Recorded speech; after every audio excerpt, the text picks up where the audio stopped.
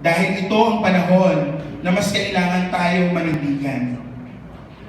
Manindigan para sa katotohanan at sa espasyo ng progresibong laban na ating ipinaglalaban kasama ang sektor at komunidad na ating pinaglilingkuran. Ito ang panahon na hindi tayo dapat mapagod dahil ito ang panahon na mas higit tayong kinakailangan na tumugon.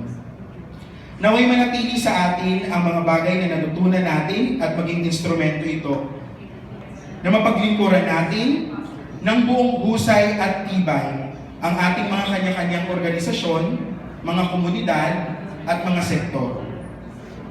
Dahil tulad nga ng sinasabi sa atin at madalas natin napapakinggan, democracy needs Democrats. Isa itong hamon at tawag na kailangan nating tugunan ngayon. Thank you, APM, for the opportunity. Maraming salamat ulit, Batch Biyaya. Makinig, magpahinga, at magpatuloy, at manatiling biyaya para sa bayan.